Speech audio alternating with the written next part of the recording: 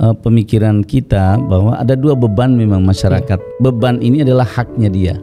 Beban hidup untuk pendidikan dan beban untuk biaya pengobatan. Hak dasar aja yang harus wajib hukumnya pemerintah untuk melaksanakan itu. Kalau terjadi mereka sakit tidak bisa berobat hanya karena itu, siapa yang lalai ini?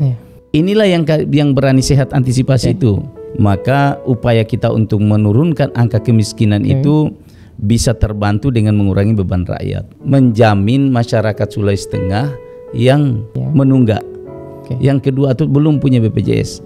Apakah ini ada? Oh, justru itu yang banyak. Bukan cuma itu, gimana dengan rakyat kita yang sakit, yang sakitnya tidak ditanggung BPJS? Berani sehat hadir, membantu mereka. Jadi ini bukan politis. Mungkin orang bisa menafsirkan lain, tapi ini adalah kehadiran negara kepada rakyatnya.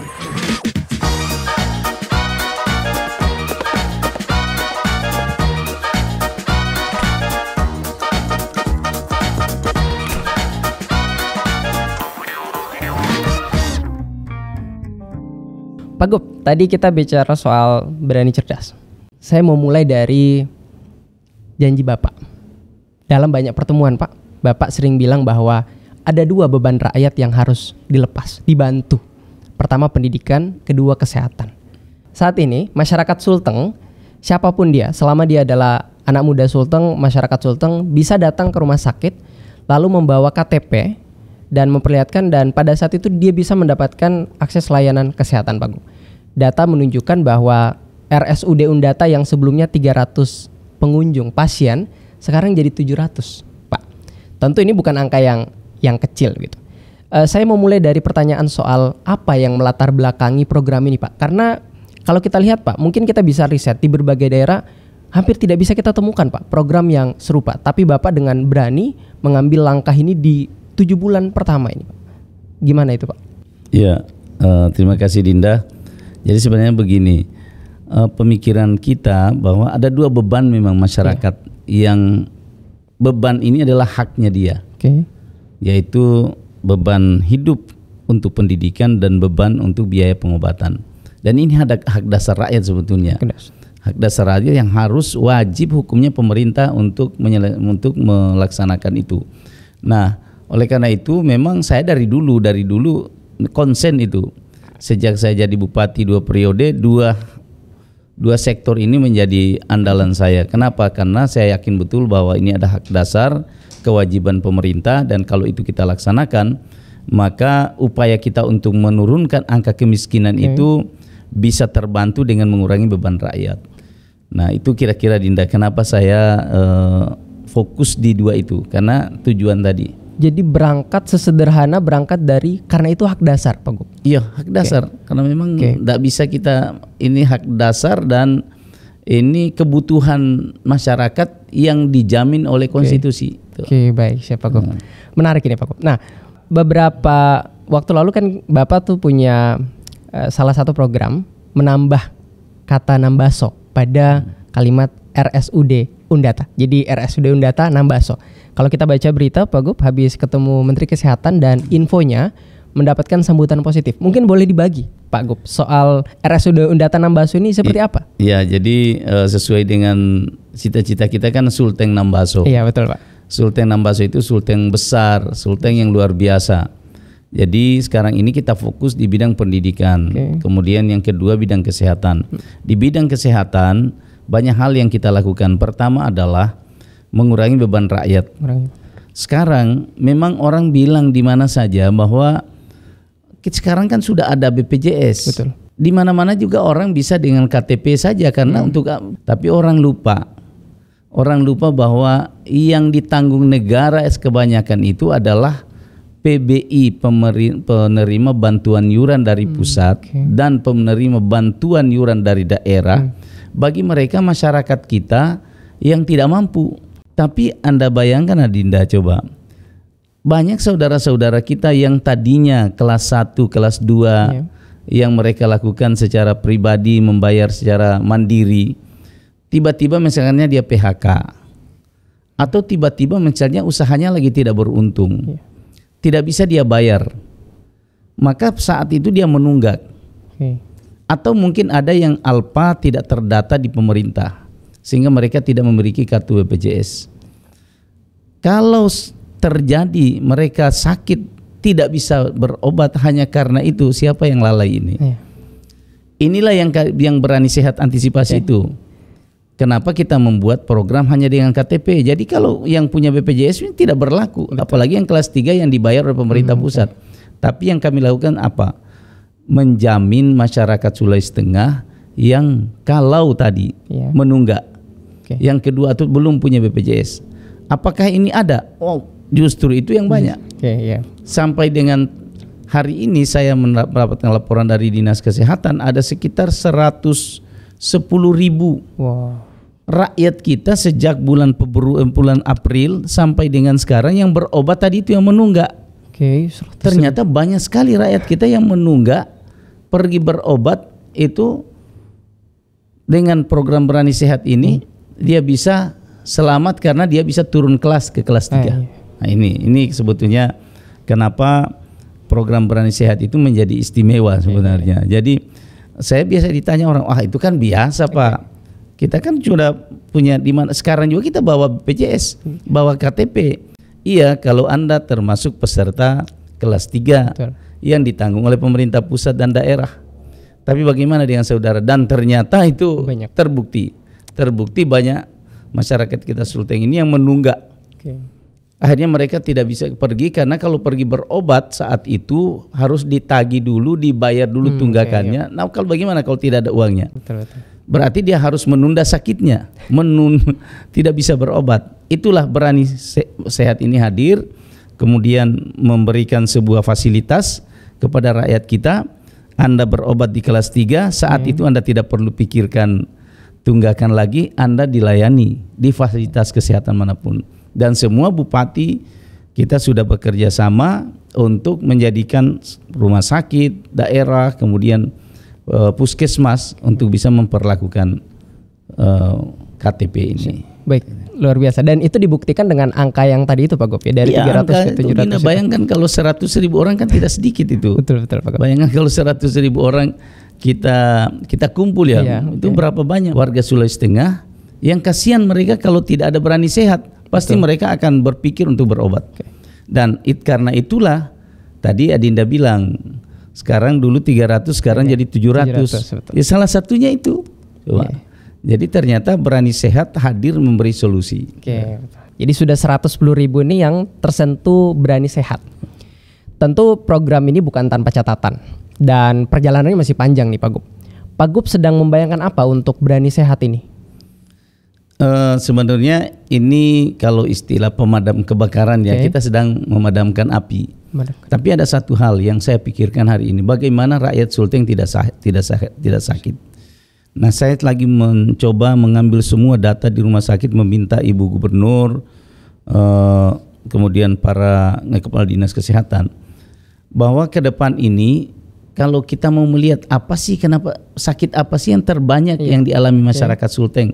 Sampai 100.000-an yang hari ini menggunakan KTP di luar BPJS di luar BPJS. Karena kita juga menanggung BPJS. Bukan cuma yang sakit ini. Saya lupa tadi Dinda. Bukan cuma itu. Gimana dengan rakyat kita yang sakitnya tidak ditanggung BPJS? Betul. Gimana itu kira-kira siapa yang tanggung mereka kalau mereka tidak mampu, tidak punya uang, terus sakitnya itu tidak ditanggung BPJS. Contoh, misalnya terjadi kecelakaan tunggal, biasa tidak ditanggung oleh Jasara Harja. Terus mau diobati mereka yang tanggung siapa? Berani Sehat hadir membantu mereka. Jadi Berani Sehat ini bukan cuma yang ditanggung BPJS, yang tidak ditanggung BPJS ditanggung oleh Berani Sehat. Nah itu. Nah, orang bilang ini kan sebuah program semoga program politis. Kalau orang ada juga yang bilang begitu sama saya. Ini bukan politis, mungkin orang bisa menafsirkan lain, tapi ini adalah kehadiran negara kepada rakyatnya. Kita punya APBD, orang bilang dari mana mau ambil uang APBD, sekarang efisiensi. Saya bilang efisiensi ini bukan berarti kiamat. Efisiensi ini bukan berarti krisis moneter. Efisiensi ini adalah bagian dari upaya kita untuk bisa belajar lebih besar, menggunakan dana seefisien mungkin, dan fokus dan kita ingin membiayai yang perlu, yang dibutuhkan rakyat. Dan ternyata yang dibutuhkan rakyat ini sekarang pendidikan terbukti, kesehatan terbukti. Kita lagi jauh yang mana yang paling mendesak dibutuhkan rakyat tuh. Jadi tuduhan bahwa kemudian program ini politis terbantah dengan bahwa ternyata yang menjadi penerima manfaat paling banyak ya rakyat itu sendiri, Pak Gub. Iya itu. Jadi saya kira bukan soal politis dan sebagainya, tapi ini bagian dari upaya negara. Negara harus hadir, tidak bisa tidak. Itu berdosa negara kalau ada rakyat yang sakit tidak bisa berobat dalam kondisi seperti itu. Nah itu tadi. Kemudian juga Adinda yang perlu tahu soal berani sehat. Kita tidak hanya sekedar mengobati. Kita sekarang berusaha untuk bagaimana preventif itu kita kedepankan. Ini dalam 2026 saya akan bekerja sama dengan para bupati wali kota supaya dilakukan programnya Bapak Presiden, pemeriksaan kesehatan gratis. Kalau diperiksa lebih awal, kan penyakit yang paling banyak itu kan kolesterol, ya, asam urat, gula darah, hipertensi dan sebagainya. Ini kan penyakit yang tiba-tiba tidak langsung muncul. Betul, Pak. Ini ada riwayatnya. Nah, kalau kita lakukan terus screening, tes terus kepada masyarakat kita secara berkala, pasti kita akan bisa memberikan mereka pengobatan yang lebih awal sehingga tidak terlalu banyak yang mengalami sakit seperti tadi ini. Jadi di samping preventif kita lakukan sekarang upaya-upaya pengobatan di rumah sakit dan sebagainya, sehingga kita berharap ke depan berani sehat ini tidak hanya mengobati, tetapi menyehatkan masyarakat Sulawesi Tengah. Itu bayangan saya ke depan soal berani sehat. Makanya yang ketiga, kita juga sedang berupaya meningkatkan kualitas pelayanan. Memang banyak sekali setiap hari hampir saya mendapatkan keluhan. Catatannya. Ada yang datang kemudian pelayanannya lambat, kemudian dilayani tapi tidak merasa puas. Ya saya bilang sama petugas kesehatan, kita terima ini, kita jadikan pelajaran untuk lebih memperbaiki kualitas. Makanya kita mau menjadikan rumah sakit Undata itu menjadi rumah sakit tipe A. Ya, kita berjuang sekarang sama Pak Menteri, kita sudah laporkan. Mudah-mudahan ke depan ini kita dapat bantuan dari pemerintah pusat untuk menambah fasilitasnya, sehingga rumah sakit Undata ini naik kelas menjadi tipe A, sehingga menjadi pusat rujukan. Ingin saya sekali melihat rumah sakit Undata ini menjadi pusat rujukan di Indonesia bagian timur. Wah, siap. Jadi bahkan bukan hanya menyembuhkan, ada upaya pencegahan ya Pak Gub. Pencegahan itu yang paling penting. Menurut saya itu yang paling penting. Promosi kesehatan itu sangat penting. Promosi kesehatan. Jadi masyarakat jadi lebih sadar nih. Kira-kira dia punya penyakit apa gitu. Jadi kalau masyarakat misalnya mereka rajin memeriksakan kesehatan, ya, saya yakin ini penyakit-penyakit yang 4 tadi itu bisa kita turunkan. Betul. Karena jangan sampai nanti sudah kolesterolnya di atas 200, tiba-tiba pusing baru datang di rumah sakit. Padahal itu kan proses yang lama, tidak langsung 200, tapi prosesnya lama. Kenapa tiba-tiba tidak diketahui? Karena jarang melakukan pemeriksaan. Siap. Pak Gub, terima kasih. Ini menarik sekali, tapi kita harus geser ke poin selanjutnya Pak Gub. Kalau kita cek data, indeks pembangunan manusia kita hari ini di angka 72,24% Pak Gub, Sulawesi Tengah 2024. Dan tentu saya, mungkin bagi masyarakat Sulteng yang lain, berharap program-program Bapak ini bisa mendorong IPM kita. Nah, secara pribadi, sebagai seorang gubernur, adakah target khusus yang ingin dicapai oleh seorang Anwar Hafid selama beliau menjabat? Selama Bapak menjabat? Iya, kalau salah satunya sih sebenarnya IPM ya, angka kemiskinan. Angka kemiskinan kita sekarang dari 11 setelah sekarang sudah turun 10,94 kalau tidak salah. Nah, mudah-mudahan target kita dengan program Berani Sehat dan Berani Cerdas ini pasti akan berpengaruh. Ada pengaruhnya pada penurunan itu. Kita target mudah-mudahan kalau bisa setiap tahun bisa sampai 1%, sehingga dalam 5 tahun kita target 5% angka kemiskinan itu bisa turun di Sulawesi Tengah. Kemudian yang kedua IPM. Saya punya keyakinan besar, dulu pengalamannya. Morowali itu dulu waktu saya jadi bupati 27, angka nomor 9 dari semua kabupaten, paling buntut itu Morowali. Tapi dengan jalan program kesehatan gratis dan pendidikan gratis waktu itu, hanya dalam jangka waktu 3 tahun Morowali menyalip semua kabupaten lain dan nomor 2 setelah Kota Palu. Wow, okay. Angka IPM tertinggi. Angka IPM tertinggi. Padahal tidak ada hal-hal yang luar biasa, tapi pendidikan dan kesehatan ini tuntas kita lakukan pada saat itu. Jadi dengan menuntaskan pendidikan kesehatan, menaikkan IPM Morowali. Itu pasti. Saya yakin pasti. Pak Gub, saya menangkap poin Pak Gub soal kemiskinan.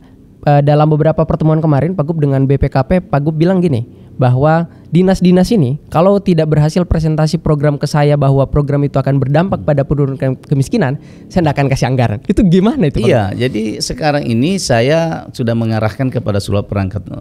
Sekarang database yang kita gunakan dalam menyusun perencanaan itu angka kemiskinan rakyat kita yang berada di bawah garis kemiskinan. Kita punya data tunggal namanya DTSEN. Nah, ini semua dinas wajib memiliki data ini. Wajib ya. Jadi kalau misalnya seseorang mengajukan anggaran, saya akan tanya masyarakat miskin yang mana yang kamu sasar ini. Oke, siap. Berapa banyak jumlahnya dengan anggaran ini? Semakin banyak masyarakat miskin yang tersentuh dengan program itu, maka saya tidak segan-segan untuk memberikan anggaran. Jadi bukan soal sekarang tidak lagi berlaku pemberian anggaran dengan bagi-bagi bantuan. Oh enggak, bagi-bagi uang, maksudnya bagi-bagi uang ke dinas-dinas. Sekarang mana dulu programnya? Siap. Kalau programnya bisa meyakinkan dengan catatan tadi itu cuma satu syaratnya, bisa menyentuh orang miskin atau tidak. Jadi mereka harus pitching ke Abah dan meyakinkan Pak Gub. Dan dia dengan data. Ini dengan Pak, data. Kalau saya mau buat jalan ke sana, maka di sana ada warga kita yang tidak mampu sekian orang. Tuh. Kalau misalnya dia ingin melakukan pengobatan kesehatan kan sudah jelas. Tapi misalnya kegiatan pertanian, kamu bantu dengan apa? Sekarang kita punya program yang kemarin kita dapat award dari Kementerian ya, baru-baru seminggu yang lalu saya terima. Itu adalah namanya program Padungku. Padungku apa? Padungku itu padat karya untuk pengentasan miskin ekstrim. Jadi program-program perbaikan irigasi, itu kita lakukan secara padat karya dengan melibatkan masyarakat yang ada di situ yang masuk di dalam data keluarga masyarakat miskin ekstrim itu. DTSN tadi Pak. Ya, siapa yang melakukan pendataan kita kerjasama dengan perguruan tinggi. Kemarin di Parigi kita kerjasama dengan perguruan tinggi UNTAD, anak-anak kita yang lagi KKN. Itu kita gunakan dari rumah ke rumah untuk melihat masyarakat kita ini tidak mampu berdasarkan data. Kemudian mereka kita libatkan di dalam program padat karya perbaikan irigasi. Nah, saya bilang kalau kamu bisa meyakinkan ini, semakin banyak kamu bisa cover, semakin banyak anggaran yang kamu akan dapat. Tapi kalau Anda tidak bisa meyakinkan, ya sudah. Anggaran yang kita berikan itu ya cukup saja biaya operasional, biaya gaji yang tidak boleh kita kurangi. Tapi untuk kegiatan tidak boleh lagi. Tidak boleh lagi ada kegiatan yang tidak bersentuhan dengan masyarakat kita. Wah, siap Pak Gub. Berarti dipastikan bahwa semua program yang berjalan ini nyambung dengan visi kemiskinan tadi itu. Oke, Pak Gub, di 15-20 tahun akan datang, bagaimana Bapak melihat anak-anak muda hari ini? Ya, saya membayangkan bahwa 10-20 tahun yang akan datang akan tercipta begitu banyak peningkatan sumber daya manusia, terutama anak-anak kita, anak-anak muda yang sekarang mungkin masih SMP, semua sudah bercita-cita untuk kuliah karena program Berani Cerdas ini. Saya juga ingin membuka mimpi orang-orang tua yang ada di manapun berada di Sulawesi Tengah ini untuk punya semangat yang sama, bahwa melanjutkan pendidikan setinggi-tingginya bagi anak kita itu adalah sesuatu hal yang sangat penting buat modal mereka ke depan. Saya berharap bahwa anak-anak muda kita di Sulawesi Tengah ini minimal cita-cita saya satu rumah satu sarjana akan tercipta dalam 20 tahun yang akan datang di Sulawesi Tengah. Oke, siap. Terima kasih banyak Pak Gub. Terima kasih sekali lagi Pak Gub atas banyak jawaban yang mencerahkan.